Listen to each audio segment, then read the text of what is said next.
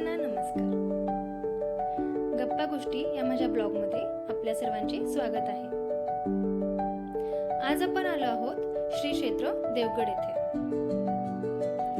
देवगड येथे श्री दत्त यांचे खूप छान अतिशय सुंदर असे मंदिर आहे. मंदिर परिसर खूप देखणा आहे. श्री दत्त यांची मूर्ती खूप छान आहे.